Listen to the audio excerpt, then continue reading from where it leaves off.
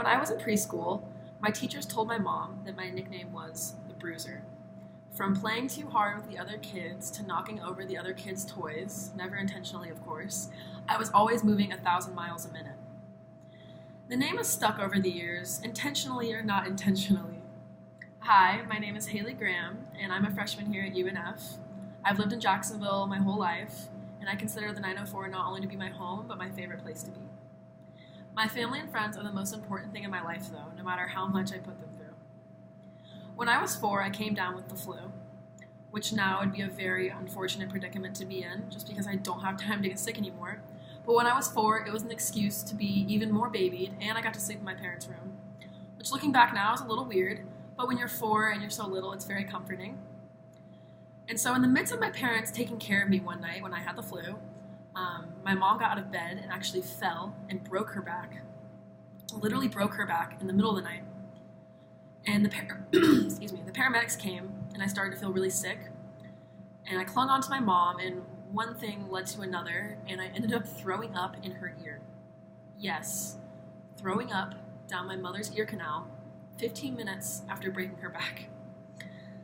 That's why all mothers are angels, especially mine. She made sure I was okay, and she put me first, and she still does to this day. I'd say my mom is one of my best friends, but a close second is my little brother Nate.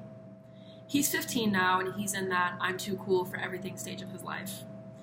We get along very well now, but let me tell you, when I was younger, we fought like cats and dogs. We never physically hurt each other though, but there was one time where I did knock him unconscious. Let me explain. I was 8 and he was 4, and we were playing in the backyard while my grandma watched over us, and I had a broom, and I was swinging it in the air, and I actually ended up decking him full swing in the face, knocking him unconscious. And, it was a beautiful summer, sunny afternoon in Florida, and then the pits of hell opened up as I hear my sweet, dear grandma screaming and looking for a phone to call the ambulance. He was only out for about a minute, but the paramedics came and took him to the ER, and he was fine, minus the black eye he wore for a week. But he was never mad at me. Growing up for a while, it was just me and Nate, but when my parents got divorced and remarried, I gained 5 additional brothers and 0 sisters. I wouldn't trade it for the world, though. They may be gross at times and steal my leftovers, but those boys have my heart. My friends are just important to me as my family. My close friends know I would drop anything to help them because I surround myself with friends who I know would do the same for me. Unlike brothers, you don't typically fist fight with your girlfriends, but I only have one memory of physically hurting a friend. Now let me tell you, this memory is vivid and rather traumatizing because it was pretty recent. I was 16 and my best friend, who was also named Hailey, and I were at the gym getting our grind on. And the gym I go to is huge and it's always packed, and it was 5 o'clock post-work, everyone's there.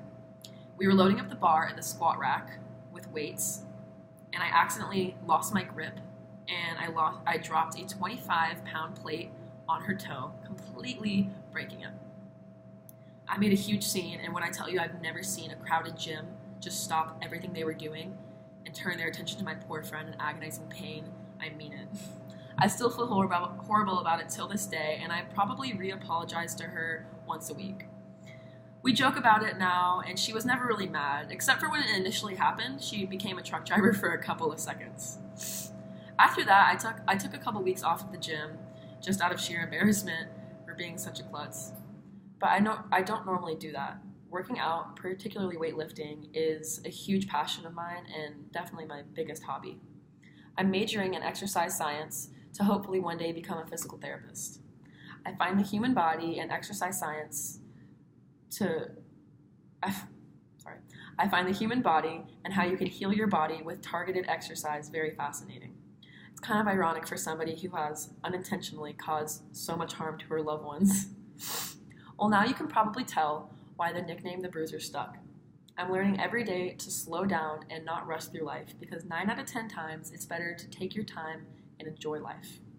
Unless you're about to throw up in your mom's ear, then I would recommend rushing to the closest trash can.